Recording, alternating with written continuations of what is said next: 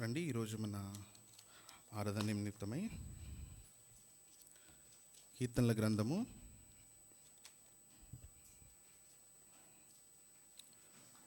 చివరి కీర్తన 150వ కీర్తన.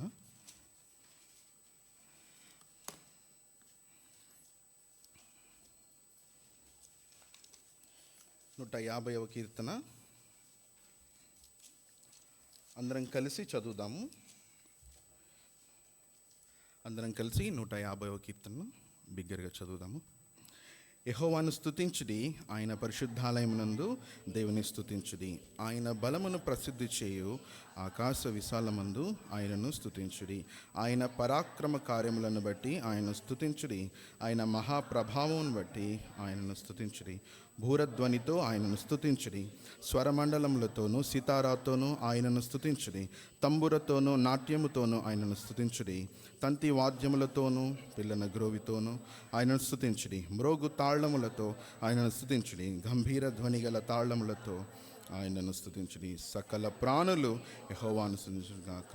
యెహోవాను స్తుతించుడి. ప్రేమల ప్రభా, ఈ ఉదయకాల సమయంలో ప్రభా, మీ యొక్క వాక్యంను ప్రభా మేము ధ్యానించినట్టుండగా మీరే మీ యొక్క ఆత్మ నడిపింపును అనుగ్రహించండి.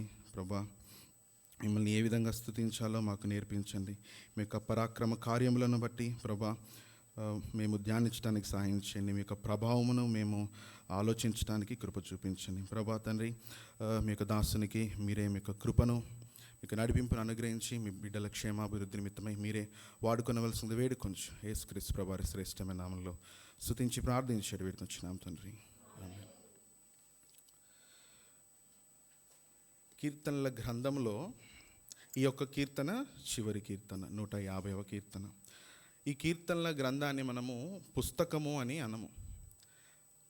కీర్తనల పుస్తకము అని అనము. కీర్తనలు అనగా బేసికల్గా అవి పాటలు. ఇంతసేపు మనం పాడాం కదా. సో కీర్తనలు అంటే పాటలు, సాంగ్స్.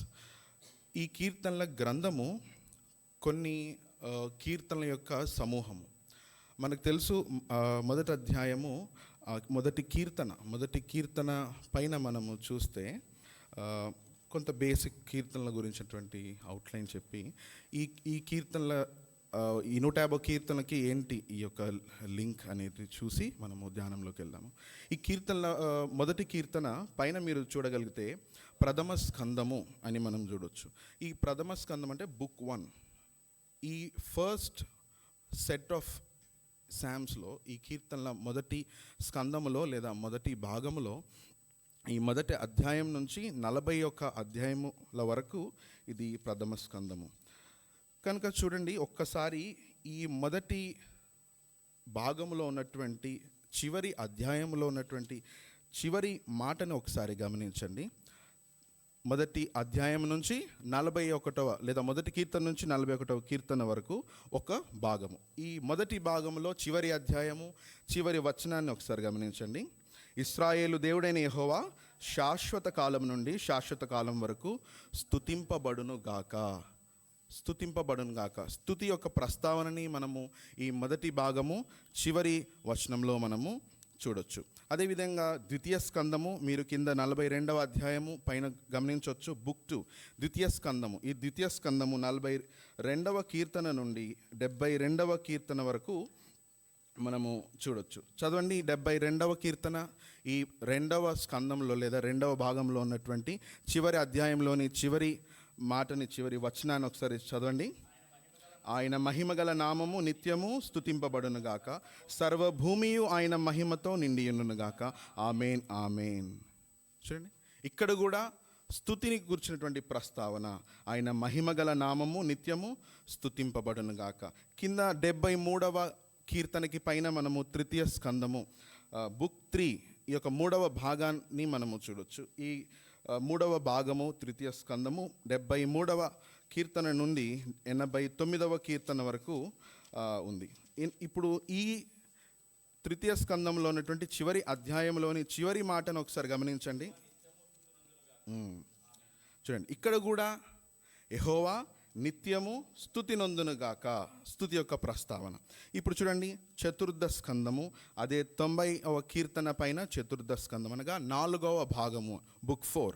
చూడండి, ఈ 90వ కీర్తన నుంచి 106వ కీర్తన వరకు ఈ యొక్క 3వ భాగాన్ని మనము చూడొచ్చు. 106వ కీర్తన చివరి మాట చూడండి.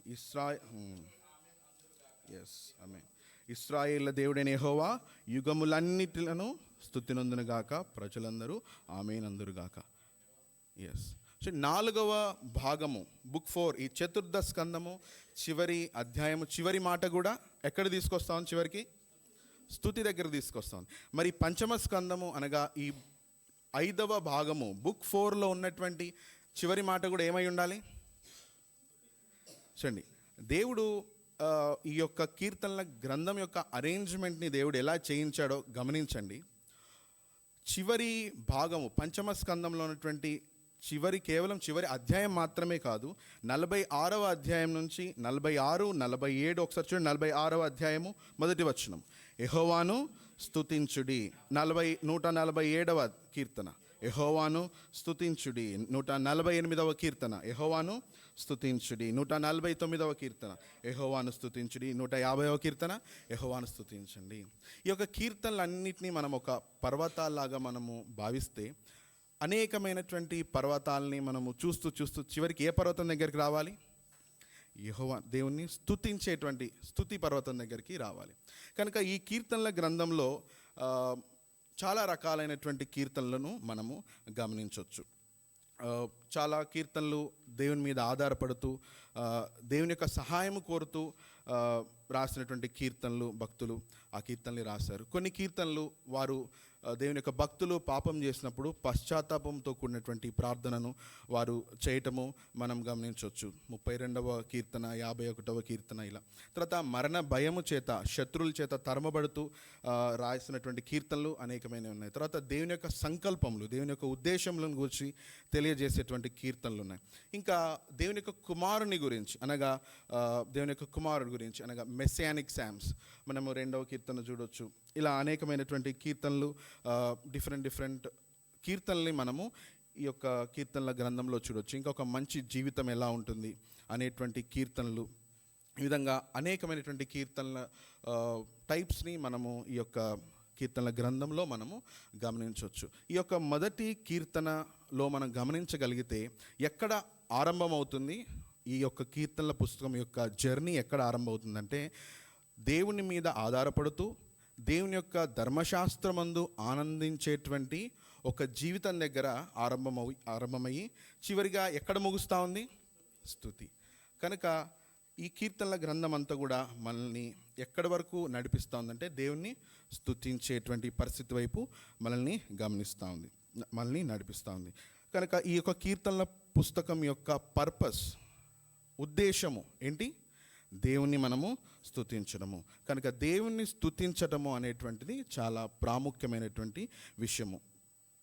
మనము ఎప్పుడు దేవుడు మనకు ఏదైనా అనుగ్రహించాలి అని కేవలం ప్రార్థనలో దేవుని దగ్గరికి రావటం మాత్రమే కాదు మనం చేయాల్సింది, ఎప్పుడు దేవుణ్ణి స్తుతించాలి. భక్తులు అంటారు కదా, నిత్యము నీ కీర్తి నా నోటన ఉండును. కనుక దేవుడు ఎటువంటి వారిని దేవుడు చూస్తూ ఉన్నాడంటే, ఆయనను స్తుతించేటువంటి ప్రజల కొరకు ఆయన చూస్తూ ఉన్నాడు. కనుక ఈ రోజున మనం ఈ 150వ కీర్తనని మనము ధ్యానించబోతున్నాము. ఈ యొక్క 150వ కీర్తనలో ఈ యొక్క 150వ కీర్తన కొన్ని ప్రాముఖ్యమైనటువంటి ప్రశ్నలకు మనకు జవాబుని ఇస్తూ ఉంది. మొట్టమొదటి ప్రశ్న, ఎవరిని లేదా ఎవరిని స్తుతించాలి? Whom to worship. రెండవది, ఎక్కడ స్తుతించాలి? Wear to worship. ఎందుకు స్తుతించాలి? Why to worship. తర్వాత ఎలా స్తుతించాలి? How to worship. అండ్ ఎవరు స్తుతించాలి లేదా ఎవరు who should worship. So whom, where, why, how and who. ఇటువంటి ఎవరిని, ఎక్కడ, ఎందుకు, ఎలా, ఎవరు స్తుతించాలి అనేటువంటి ఈ యొక్క 5 ప్రశ్నలకు ఈ యొక్క కీర్తన మనకు ఆన్సర్ ఇస్తూ ఉంది. మొదటిగా చూద్దాము, మొదటి వచనము, ఎవరిని మనము స్తుతించాలి. కనుక ఎక్స్ప్లిసిట్గా చాలా క్లియర్గా ఇక్కడ రాయబడి ఉంది, యెహోవాను స్తుతించండి. ఇట్ ఈస్ వెరీ క్లియర్, చాలా స్పష్టంగా ఉంది. అక్కడ ఏ కన్ఫ్యూషన్ లేదు. ఎవరిని స్తుతించాలి?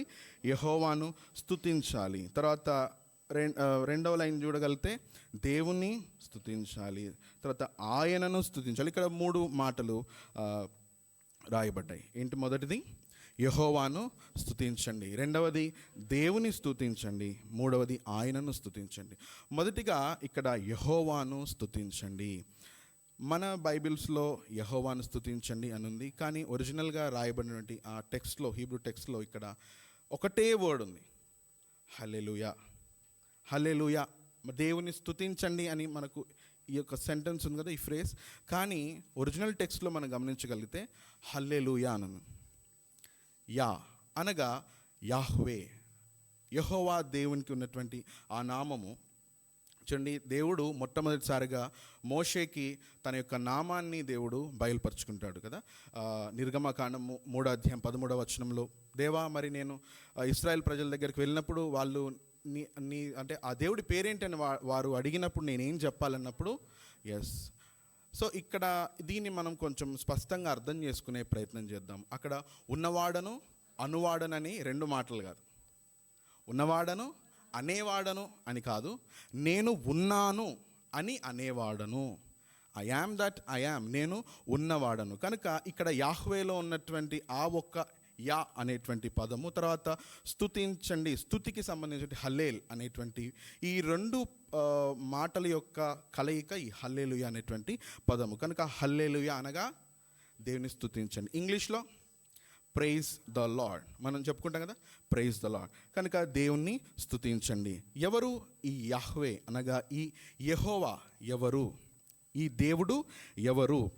కనుక నేను ఉన్నాను అని అనేటువంటి దేవుడు, I am that I yam. ఆయన నిత్యుడైనటువంటి దేవుడు, ఆయన సృష్టింపబడినటువంటి దేవుడు కాదు. మనము కొలస్సీలు రాసిన పత్రిక మనము 1వ అధ్యాయము 16 నుంచి కొన్ని వచనాలు చూడగలిగితే, ఆయన అదృశ్య దేవుని స్వరూపై ఉండి సర్వ సృష్టికి ఆయన ఆది సంభూతుడై ఉన్నాడు.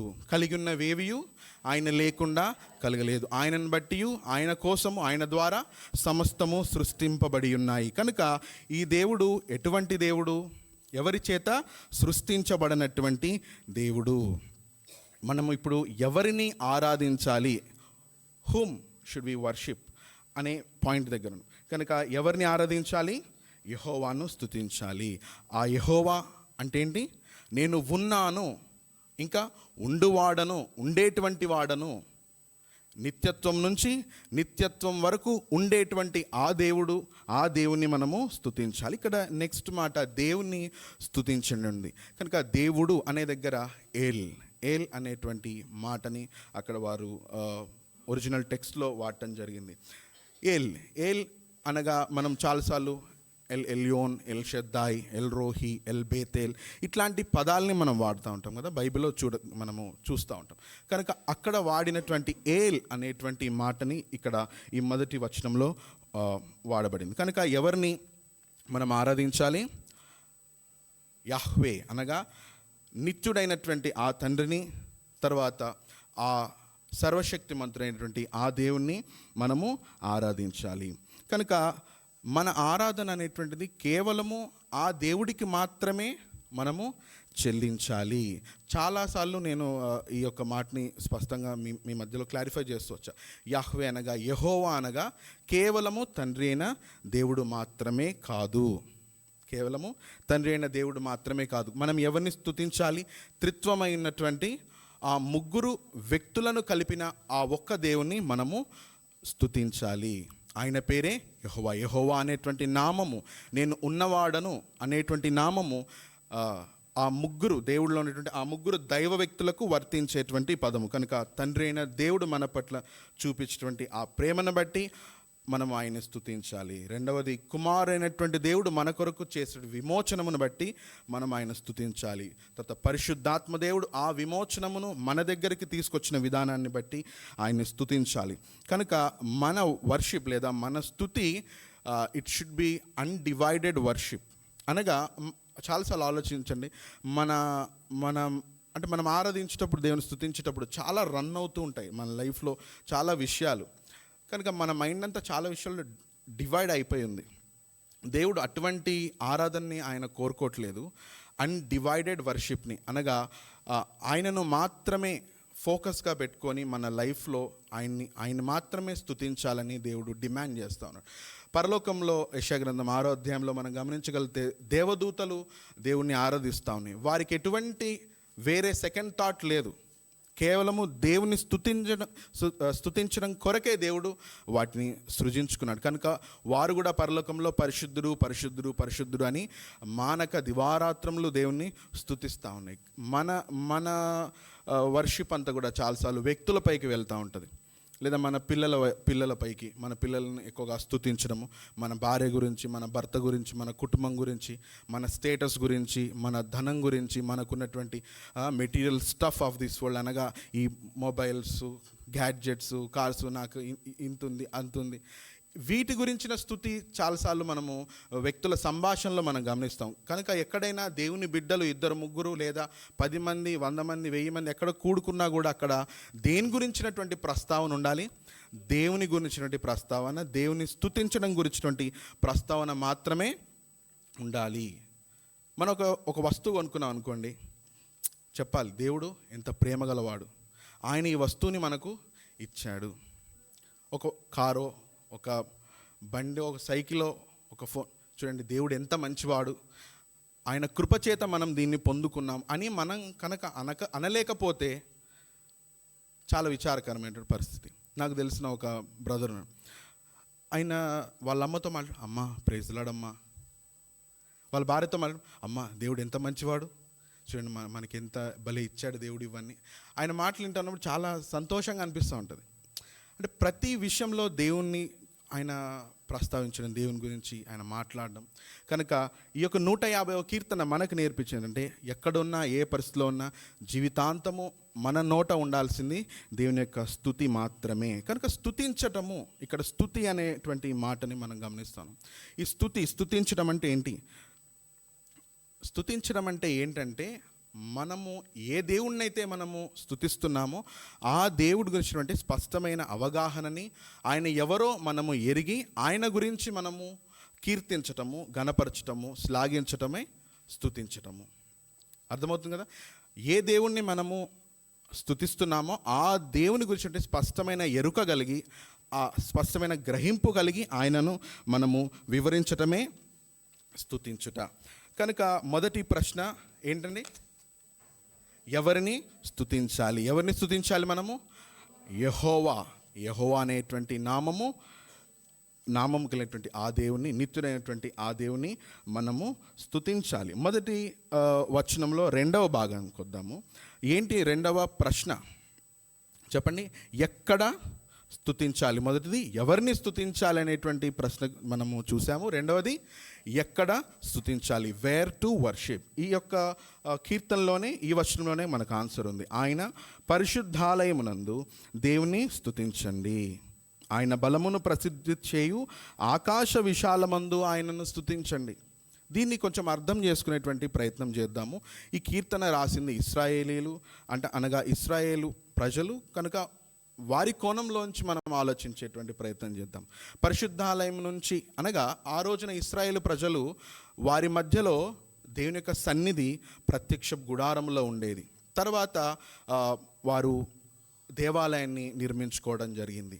కనుక ఇంగ్లీష్లో వాడబడినటువంటి పదము శాంక్చురీ, దేవుని పరిశుద్ధ ఆలయము, దేవుని పరిశుద్ధ ఆలయము.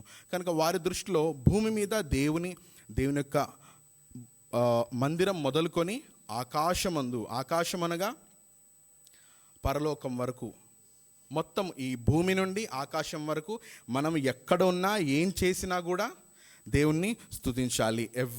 Every time at every place అనేటువంటి విషయాన్ని ఇక్కడ ఈ యొక్క వచనము స్పష్టం చేస్తూ ఉంది.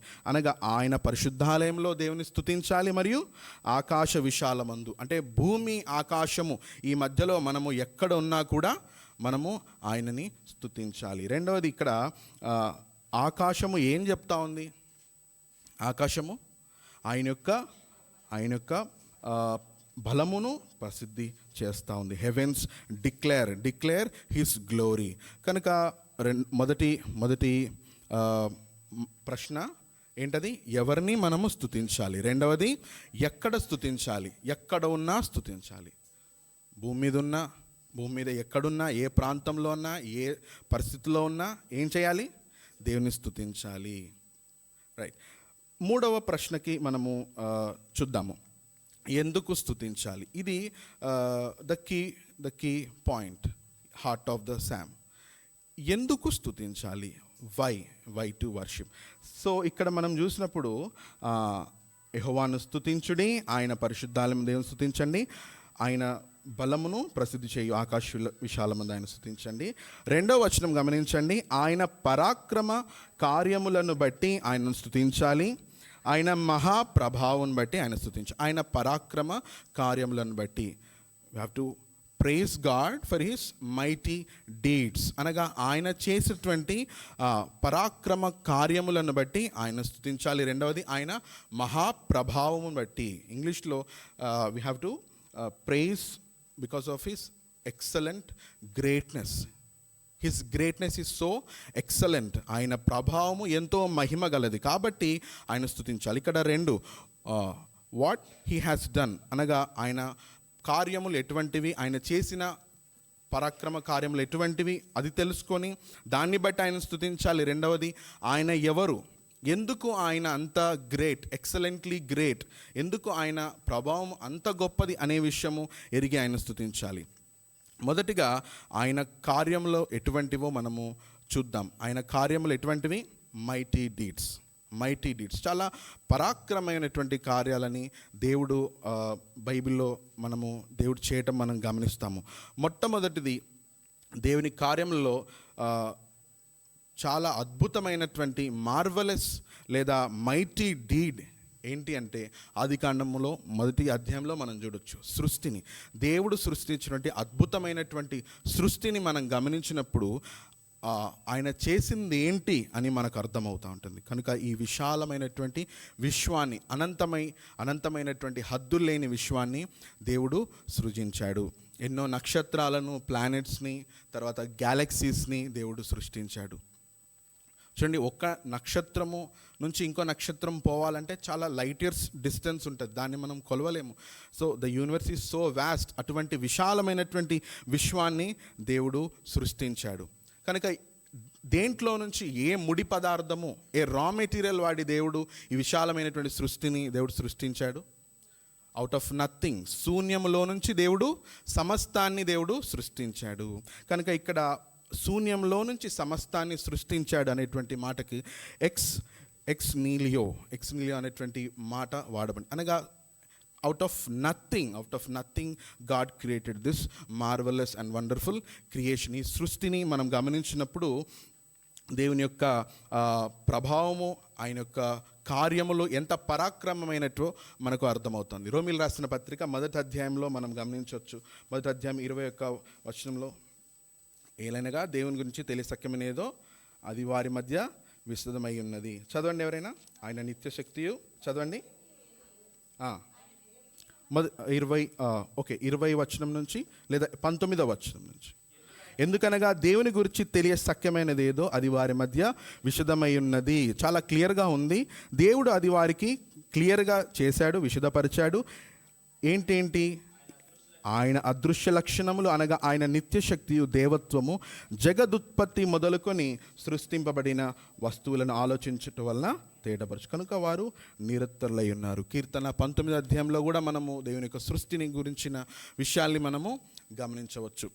కనుక దేవుని యొక్క సృష్టిని మనం గమనించినప్పుడు ఆయన యొక్క కార్యములు ఎంత ప్రభావమైనటువంటివి లేదా ఎంత పరాక్రమైనటువంటివి అని మనకు అర్థమవుతూ ఉంటాయి. కనుక ఎవరైనా దేవుడు లేడు అనంటే ఇదే కీర్తనలో మనకు జవాబు ఉంది. అటువంటి వారు 14వ కీర్తన 1వ వచనంలో చూడండి, దేవుడు లేడని బుద్ధిహీనులు తమ మనసు హృదయంలో అనుకుంటారు. కనుక a fool says that there is no God. కనుక దేవుడు లేడు అని కేవలం బుద్ధిహీనుడు మాత్రమే అంటూ ఉంటారు. కనుక ఏమనుకోకండి, ఇట్లాంటి బుద్ధిహీనులకు కూడా ప్రపంచం ఏం చేస్తూ ఉంది? సత్కారాలు చేస్తూ ఉంది.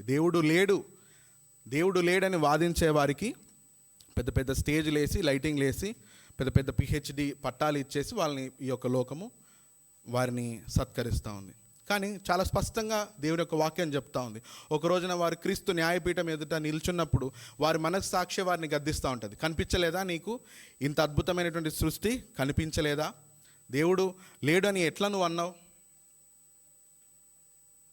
నీ జ్ఞానాన్ని ఉపయోగించి నువ్వు దేవుణ్ణి తెలుసుకోలేదా? ఆయన ఉన్నాడని నువ్వు గమనించలేదా?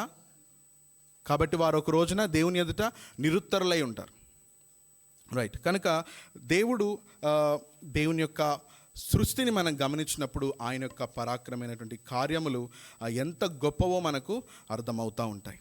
రెండవది, దేవుని యొక్క పరాక్రమ కార్యము ఏంటంటే, మనం బయట చూసేటువంటి సృష్టి మాత్రమే కాదు, ఒక తల్లి కడుపులో పెరిగేటువంటి ఒక చిన్న బిడ్డ, ఒక చిన్న సెల్తో మొదలయ్యి అది ఏం జరుగుతూ ఉంటుంది, ఆ సెల్ రిప్లికేషన్ అనగా ఒక సెల్తో ఆరంభమైనటువంటి ఆ యొక్క ప్రాణం కాస్త 1 2గా మారి, ఆ 2 4గా మారి, 4 16గా, 16 32 అట్లా ఎక్స్పోనెన్షియల్గా ఆ రిప్లికేషన్ అనేటువంటిది జరుగుతూ ఒక బిడ్డ జన్మించడం జరుగుతూ ఉంటుంది. అందుకని చూడండి, కీర్తనల గ్రంథము 139వ కీర్తన చూడండి, 139వ కీర్తనలో 13వ వచనము, నా అంతరింద్రియములను నీవే కలుగజేసితివి, నా తల్లి గర్భమందు నన్ను నిర్మించిన వాడవు నీవే, నీవు నన్ను కలుగజేసిన విధము చూడగా భయమును ఆశ్చర్యమును నాకు పుట్టుచున్నవి, అందును బట్టి నేను నీకు కృతజ్ఞతాస్తుతి చెల్లించు, నీ కార్యములు ఆశ్చర్యకారములు. ఆ సంగతి నాకు బాగా తెలుసున్నది. చూడండి, 14వ వచనంలో ఆశ్చర్యము భయము కలుగుతూ ఉందంట. ఎందుకు? ఒక చిన్న సెల్ ఏం జరుగుతుంది, అందులో DNA ఉంటుంది. అలాంటి యాక్చువల్ ఒక గ్రోనప్ అడల్ట్లో, అంటే ఒక ఎదిగినటువంటి ఒక సగటు వ్యక్తిలో ఎన్ని సెల్స్ ఉంటాయి తెలుసా? 30 trillion cells. Subject to correction if I'm wrong. 30 trillion cells. Trillion అంటే ఏంటో కూడా వివరించడం చాలా కష్టం. ఒక బిలియన్ అంటే 10 లక్షలు, మిలియన్, ట్రిలియన్, అట్లాంటిది 30 ట్రిలియన్ సెల్స్ అంటే ఆలోచించండి. కనుక ఒక్కొక్క DNAలో కూడా దేవుడు ఒక కోడ్ రాసి పెట్టడము, ఒక్కొక్క సెల్ కాస్త self becomes a tissue and tissue becomes a organ. కనుక ఒక్కొక్క సెల్ కాస్త ఒక టిష్యూగా మారి, ఆ టిష్యూ ఒక ఆర్గాన్గా మారి, ఏంటి అద్భుతమైనటువంటి దేవుని సృష్టి. దీని గురించి మనం ఆలోచించినప్పుడు మనకు ఆశ్చర్యం కలగట్లేదా? చూడండి, కీర్తనకారుడు చెప్తాను, నా అంతరింద్రియములను, ద ఇన్వర్డ్ పార్ట్స్ నీవే కలుగజేసితివి, నా తల్లి గర్భమందు నన్ను నిర్మించిన వాడవు నీవే, నీవు నన్ను కలుగజేసిన ఆ పద్ధతి చూస్తే నాకు భయమేస్తూ ఉంది, నాకు ఆశ్చర్యం వేస్తూ ఉంది అని చెప్తాను. కనుక దేవుడు ఒక సెల్కి ఒక ఫంక్షన్ ఇస్తే అది అదే చేస్తుంది. ఐలో ఉండే సెల్స్ అవే చేస్తుంది. ఐ నుంచి బ్రెయిన్కి ఆ న్యూరల్ ట్రాన్స్మిషన్ అది జరుగుతూ ఉంటుంది. గోర్లలో కూడా సెల్స్ ఉంటాయి, అది కూడా దేవుడు పెట్టి వాటికి ఒక కోడ్ ఇచ్చి నువ్వు ఈ పని చేయాలంటే అది అదే చేస్తూ ఉంది. గుండెలో కూడా అనేకమైనటువంటి సెల్స్ ఉంటాయి, అదే పని చేస్తూ ఉంటాయి, వేరే పనులు చేయవు. దేవుని యొక్క సృష్టి ఒక చిన్న శిశువు జన్మించటము, పెద్దగా ఎదగటము, తల్లి గర్భంలో, ఇదంతా మనం గమనించినప్పుడు దేవుణ్ణి, ఆయన యొక్క పరాక్రమ కార్యం ఎటువంటిదో మనకు అర్థమవుతా ఉంది. కనుక అంత మాత్రమే కాదు, ఒక మనిషి జన్మించడమే కాదు, 18వ వచనంలో చూస్తే చదవండి, 16వ వచనము, నేను పిండమునై ఉండగా నీ కన్నులను చూసి, అంటే పిండము మొదలుకొని నియమింపబడిన దినంలో ఒక్కటైనను కాక మునిపి, అంటే మరణించేంత వరకు నా దినములన్నీ నీ గ్రంథంలో లిఖితం. అంటే every day, every moment of our life it is being counted and it is already decided. కాబట్టి దేవుని యొక్క ఆ యొక్క సార్వభౌమ అధికారం కింద మన జీవితాలు నడుస్తూ ఉన్నాయి. కనుక ఒక భక్తుడు ఇట్లా అంటాడు, ఏంటంటే, దేవుని సార్వభౌమ అధికారం అనేటువంటి దిండు మీద నా తలను పెట్టి నేను రాత్రి నిద్రపోతాను. అనగా రేపటి గురించినటువంటి చింత నాకు లేదు, ఆ ఆందోళన భయము లేదు నాకు. ఎందుకు? ఆ దేవుడు సార్వభౌముడు. నన్ను పిండముగా సృష్టించినది మొదలుకొని నా మరణం వరకు నా దినములన్నీ కూడా, నా జీవితం అంతా కూడా ఆయన చేతిలో ఉంది అని. కనుక అంత మాత్రమే కాదు, దేవుని యొక్క పరాక్రమ క్రియలను మనము ఇంకా చరిత్రలో గమనించగలిగితే, దేవుడు ఏ విధంగా తన ప్రజలను, బానిసత్వంలో ఉన్నటువంటి తన ప్రజలను, ముందు ఎర్ర సముద్రం వెనకాల శత్రువుల చేత వారు తరమబడుచున్నప్పుడు ఏ విధంగా తన బలమును తన పరాక్రమమును దేవుడు ఉపయోగించి తన ప్రజలను విడిపించాడు, విమోచించాడు అనేటువంటి విషయాల్ని మనము గమనించవచ్చు. తర్వాత వారికి ఆకాశంలోంచి ఆహారాన్ని దేవుడు వారికి ఇచ్చాడు, బండలోంచి నీళ్లను వారికి అనుగ్రహించాడు. తర్వాత పగలు మేఘస్తంభమై రాత్రి అగ్నిస్తంభమై దేవుడు వారిని నడిపిస్తూ శత్రువుల నుంచి వారిని తప్పిస్తూ దేవుడు తన పరాక్రమమును దేవుడు చూపిస్తూ వచ్చాడు. అంత మాత్రమే కాదు, చూడండి, ఇంకా గొప్ప పరాక్రమైనటువంటి దేవుడు చేసినటువంటి విషయం ఏంటంటే, ఆయనే సమస్తమును సృష్టికర్త. మనుషులను పిండం మొదలుకొని చచ్చిపోయేంత వరకు, మరణించేంత వరకు కాపాడేటువంటి ఆ దేవుడు భూమి మీదకి సృష్టిగా ఆయనే ఒక పిండంగా రావటం, ఇది ఎంత గొప్ప కార్యమో గమనించండి. ఆయనే భూమి మీదకి వచ్చి శరీరధారిగా మన మధ్యలో నివసించి మనవలే జీవించి మన కోసం ఆయన శిలువలో మరణించాడు. ఆ శిలువలో మనకు విమోచనం ఉంది, నిత్య జీవం ఉంది, విడుదల ఉంది, స్వస్థత ఉంది, సమాధానం ఉంది. కనుక ప్రతి ఒక్కరు కూడా ఆ శిలువను చూసినప్పుడు ఆయన కార్యము ఎటువంటిది, మరణము ఆయన్ని బంధించలేకపోయింది. సమాధిలో ఆయన 3 రోజుల తర్వాత తిరిగి తాను చెప్పిన విధంగా ప్రవచనాలు నెరవేరినట్లు ఆయన లేవటం జరిగింది. కనుక దేవుని యొక్క పరాక్రమ కార్యములను మనం ఆలోచించినప్పుడు ఆయన అందును బట్టి మనము ఆయన స్తుతించాలి. తర్వాత ఆయన యొక్క ప్రభావము, ఆ ఎక్సలెంట్ గ్రేట్నెస్, మొదటిగా ఆయన చేసినటువంటి కార్యాలేంటి, ఎంత పరాక్రమైనటువంటి మనం చూసాము. తర్వాత ఆయన ఎటువంటి వాడు, ఎందుకు హీఈస్ ఎక్సలెంట్లీ గ్రేట్ అనే విషయం చూద్దాము. ఆయన గొప్ప దేవుడు. ఎందుకు ఆయన ప్రభావము అంత గొప్పది? ఎందుకంటే ఆయన గొప్ప దేవుడు కాబట్టి. ఓకే, గొప్ప దేవుడు. ఆ గొప్ప దేవుడు ఖచ్చితంగా చాలా స్టేట్మెంట్స్ని దేవుడు వాక్యంలో చాలా ఎక్స్ప్లిసిట్గా, అంటే నేనే దేవుణ్ణి, నేనే సర్వశక్తిమంతుడైనటువంటి దేవుణ్ణి అని దేవుడు అనేక మార్లు వాక్యంలో తన గురించి దేవుడు బయలుపరుచుకున్నాడు. చూద్దాము కొన్ని వచనాలను. యెషయా గ్రంథము 40వ అధ్యాయము, యెషయా గ్రంథము 40వ అధ్యాయము, త్వరగా తీసే ప్రయత్నం చేయండి. మొదటిగా 18వ వచనము, కావున మీరు ఎవనితో దేవుని పోల్చుదురు, ఏ రూపమునకు ఆయన సాటి చేయగలరు. తర్వాత 25వ వచనము, నీవు ఇతనితో సమానుడవని మీరు ఎవనికి సాటి చేయుదురు అని పరిశుద్ధుడు అడుగుతా ఉన్నాడు. 43వ అధ్యాయము 10వ వచనం నుంచి 10-11.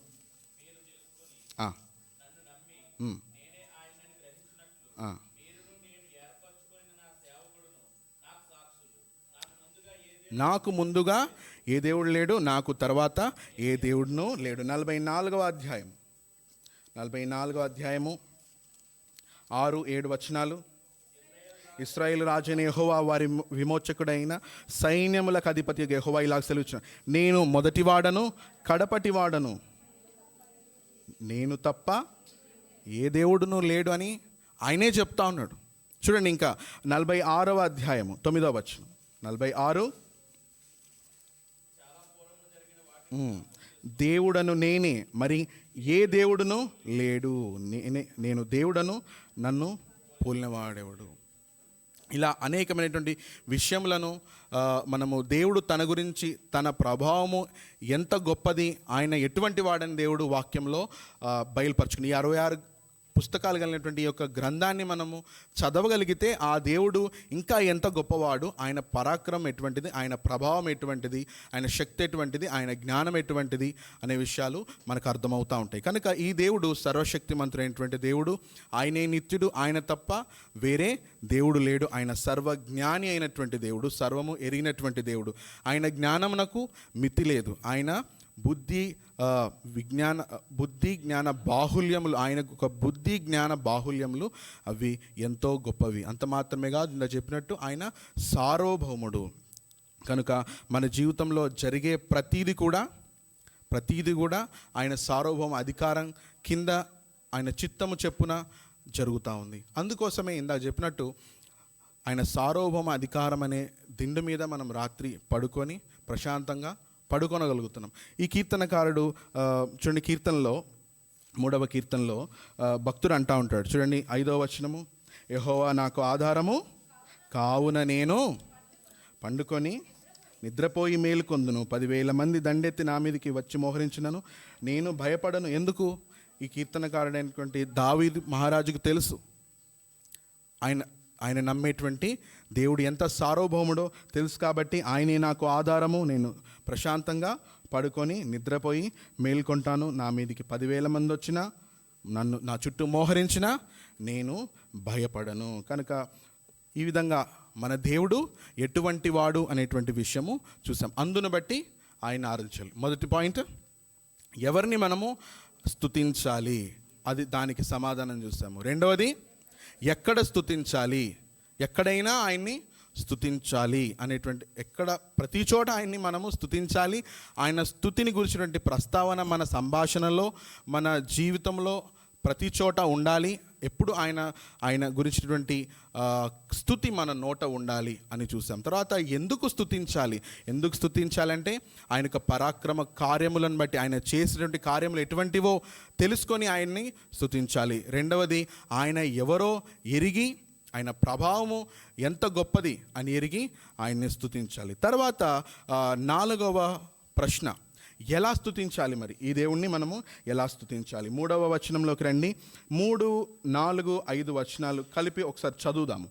భూరధ్వనితో ఆయనను స్తుతించండి, స్వరమండలముతోనూ సితారాతోనూ ఆయన స్తుతించండి, తంబురతోనూ నాట్యముతోనూ ఆయన స్తుతించండి, తంతి వాద్యములతోనూ పిల్లన గ్రోవితోనూ ఆయన స్తుతించండి, మ్రోగు తాళముతో ఆయనను స్తుతించండి, గంభీర ధ్వని గల తాళములతో ఆయనను.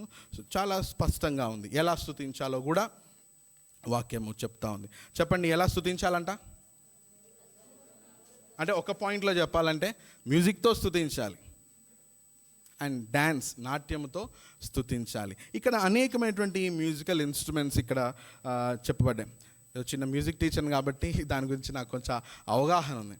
ఏంటంటే మ్యూజికల్ ఇన్స్ట్రుమెంట్స్ అన్నీ కూడా చాలా ఉన్నాయి. మ్యూజికల్ ఇన్స్ట్రుమెంట్స్ అన్నీ కూడా they are broadly classified into 4 to 5 categories. ఏంటంటే 4-5 గ్రూప్స్గా ఈ మ్యూజికల్ ఇన్స్ట్రుమెంట్స్ అన్నీ కూడా కేటగరైజ్ చేయబడ్డాయి. మొదటి ఏంటంటే ఈ తోలు వాయిద్యాలు, స్కిన్డ్ ఇన్స్ట్రుమెంట్స్, తర్వాత మెటల్ ఇన్స్ట్రుమెంట్స్, పర్కషన్స్, సింబల్స్, ఇవి చూస్తాము ఇప్పుడు. తర్వాత రెండవది తంతి వాద్యాలు అనగా స్ట్రింగ్డ్ ఇన్స్ట్రుమెంట్స్, తర్వాత విండ్ ఇన్స్ట్రుమెంట్స్, మనం ఊదుతూ వాయించేటువంటివి. ఇట్లా రకరకాలైనటువంటి ఇన్స్ట్రుమెంట్స్ ఉన్నాయి. ఇప్పుడు ఉన్నటువంటి టెక్నాలజీ ప్రకారము అంత ఎలక్ట్రానిక్ ఇన్స్ట్రుమెంట్స్ వచ్చాయి. ఇప్పుడు ఈ కీబోర్డ్ ఉంది చూడండి, అందులో చాలా రకాలైన ఇన్స్ట్రుమెంట్స్ని పలికించవచ్చు. ఫ్లూట్ సౌండ్ తీసుకురావచ్చు, సాక్సోఫోన్ తీసుకురావచ్చు, వైలిన్ తీసుకురావచ్చు, గిటార్, పియానో, హార్మోనియం, ఎన్ని ఇన్స్ట్రుమెంట్స్ ఉంటే అన్నీ పలికించవచ్చు. సో అవన్నీ కూడా టెక్నాలజీ ఉపయోగించుకొని దేవుడిచ్చిన జ్ఞానం, అది కూడా దాని గురించి చూద్దాం మ్యూజిక్ గురించి. కనుక ఇవన్నీ ఉపయోగించుకొని మనము దేవుని స్తుతించాలి. మొట్టమొదటిగా భూరధ్వని చేస్తూ ఆయన స్తుతించాలి, అనగా ట్రంపెట్ సౌండ్ అని. ఈ ర్యామ్ హార్న్స్ అనగా కొమ్ములు ఉంటాయి. ఆ రోజుల్లో ఇశ్రాయేల్ ప్రజలు పెద్ద పెద్ద కొమ్ములు వాడి దాన్ని ఊదుతూ ఎంతో గంభీరంగా వారు దేవుణ్ణి ఆరాధించేవారు. సో ఇంకా ఏంటంటే ఇశ్రాయేల్ ప్రజలు దాన్ని ఎందుకు ఉపయోగించేవారంటే వాళ్ళందరినీ ఒక చోటికి పిలవడానికి, ఒక చోట గ్యాదర్ అయ్యేటప్పుడు దాన్ని మ్రోగించి వారు అట్లా అందరినీ అనౌన్స్ అట్లా చేసేవాళ్ళు. కనుక అటువంటి ట్రంపెట్ సౌండ్స్ ఉపయోగించుకొని దేవుని స్తుతించాలి. రెండవది స్వరమండలము సితారాతోటి. ఇది సితారా అంటే మనము చూసేటువంటి ఇండియన్ సితార్ కాదు. ఆ రోజుల్లో వాళ్ళు వాడేటువంటివి డిఫరెంట్, అవి హార్ప్లాగా చాలా పెద్దగా ఉంటాయి. దావీదు దాన్ని వాయించేవాడు. తర్వాత స్వరమండలము, ల్యూట్ అని ఉంది. తర్వాత ఇవన్నీ కూడా స్ట్రింగ్ ఇన్స్ట్రుమెంట్స్. తర్వాత టాంబరిన్, తంబూరా అంటే నథింగ్ బట్ కంజరా. మన దగ్గర ప్లాస్టిక్ కంజర ఉంటుంది కదండి, కానీ కంజర యాక్చువల్గా ఏంటంటే దానికి ఒక తోలు ఉంటుంది, సైడ్కి తోలు, దానికి చుట్టూ ఇట్లా ఉంటాయి. సో దాన్ని వాయిస్తూ దేవుని స్తుతించాలి. తర్వాత నాట్యం చేస్తూ, డ్యాన్స్ చేస్తూ దేవుని స్తుతించాలి. ఇశ్రాయేల్ ప్రజలు వారు ఎన్నోసార్లు దేవుని ఆరాధించినప్పుడు వారు నాట్యం చేస్తూ దేవుని ఆరాధించేవాళ్ళు. ప్రతిసారి స్తుతించిన ప్రతిసారి, ఆరాధన చేసిన ప్రతిసారి వాళ్ళు డ్యాన్స్ వేయలేదు. కానీ వారు యెరూషలేము గోడలు నిర్మించబడ్డప్పుడు, తర్వాత చాలాసార్లు వాళ్ళు దేవుణ్ణి ఆ విధంగా నాట్యం ఆడుతూ దేవుణ్ణి స్తుతించారు. కనుక ఈ రోజున ఇట్ ఈస్ నాట్ పాసిబుల్ మనం ఇక్కడ డ్యాన్స్ చేస్తూ, డ్యాన్స్ అంటే చిందులు పిచ్చి పిచ్చి గంతులు వేయటం కాదు, జస్ట్ బాడీని స్వింగ్ చేస్తూ పరవశిస్తూ దేవుణ్ణి స్తుతించడం అని అర్థము. తర్వాత తంతి వాద్యములు అనగా తీగ వాద్యములు, స్ట్రింగ్డ్ ఇన్స్ట్రుమెంట్స్ తోటి ఆయన్ను స్తుతించాలి. తర్వాత పిల్లన గ్రోవి అనగా ఈ ఫ్లూట్, రికార్డర్, పికోలో, పైప్, ఇవన్నీ కూడా ఇవి ఉపయోగించుకొని, విండ్ ఇన్స్ట్రుమెంట్స్ ఉపయోగించుకొని దేవుని స్తుతించాలని. తర్వాత మ్రోగెడి తాళములతో ఆయన స్తుతించాలి అనగా మ్రోగెడి తాళం చాలా పెద్ద పెద్ద ప్లేట్స్ లాగా బ్రాన్స్ తోటి, మెటల్ తోటి, అవి ఇత్తడితోటి తయారు చేస్తుంటాయి. వాటిని గట్టిగా వాయిస్తూ, మన దగ్గర కొన్నిసార్లు తాళాలు ఇట్లా వాడతాం, ఐడియా ఉంది కదా. సో అట్లాంటి ఇన్స్ట్రుమెంట్స్ ఉపయోగించుకొని దేవుని స్తుతించాలి. ఇవన్నీ యాజ్ ఎ మ్యూజిక్ టీచర్గా నేనేదో చెప్తున్నా అనుకోకండి, వాక్యంలో ఇవన్నీ ఉపయోగించుకొని దేవుణ్ణి ఎంతో గంభీరంగా, ఆనందంగా పాటలు పాడుతూ దేవుని స్తుతించాలి. ఈ మ్యూజిక్ గురించి, పాటల గురించి భక్తులైనటువంటి చరిత్రలో మార్టిన్ లూథర్ అనేటువంటి మనకు తెలుసు కదా. మార్టిన్ లూథర్ ఆయన గ్రేట్ రిఫార్మర్ అండ్ థియాలజిస్ట్. ఆయన చెప్పినటువంటి కొన్ని స్టేట్మెంట్స్ని నేను చెప్తా చూడండి. దేవుని వాక్యము తర్వాత దేవుని స్తుతించడానికి అంతటి స్థానము కేవలం మ్యూజిక్కి మాత్రమే ఉందంట. దేవుని స్తుతించడానికి దేవుని యొక్క వాక్యము తర్వాత నెక్స్ట్ టు గాడ్స్ వర్డ్, చూడండి, next to God's word music deserves the highest praise. తర్వాత music is a gift and a grace of God, not an invention of man. ఆయన ఏమంటా ఉన్నాడంటే ఈ మ్యూజిక్ అనేటువంటిది కేవలం మనుషులు వాళ్ళ ఆలోచనలోంచి పుట్టినటువంటి ఐడియా కాదు, అది దేవుడు పెట్టినటువంటి నియమము, అది దేవుడు ఇచ్చేటువంటి కృప అని. కనుక చూడండి, ఈ గ్రావిటీ ఇట్లాంటి నియమాలన్నీ ఉంటాయి కదా భూమి మీద, అవన్నీ దేవుడే పెట్టాడు, కానీ మనిషి దాన్ని కనుగొన్నాడు, దాన్ని డిస్కవర్ చేశాడు, కనుక ఇన్వెంట్ చేయలేదు. కనుక ఈ నియమాన్ని కూడా మ్యూజిక్తో దేవుణ్ణి ఆరాధించడాన్ని దేవుడే ఈ యొక్క నియమాన్ని పెట్టాడు. తర్వాత ఇంకొక మాట కూడా అన్నాడు, I place music next to theology and give it the highest praise. ఇందాక చెప్పినట్టే. తర్వాత ఇంకొక మాట ఏం చెప్తాడంటే, మ్యూజిక్ అంటే, పాటలు అంటే సాతానికి చాలా భయం అంట. ఎందుకంటే దానికి అర్థమైపోద్ది, ఇప్పుడు పాటలు స్టార్ట్ అయితే అందులోంచి థియాలజీ అంతా బయటకు వస్తూ ఉంటుంది, దేవుని గురించిన మాటలన్నీ కూడా బయటకు వస్తూ ఉంటాయి. కనుక మ్యూజిక్ అనేటువంటిది దానితోటి దేవుని స్తుతించాలి.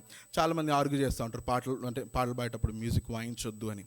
ఓకే, అది దేవుని యొక్క వాక్యము దాన్ని సమర్థించట్లేదు ఆ వాదనను.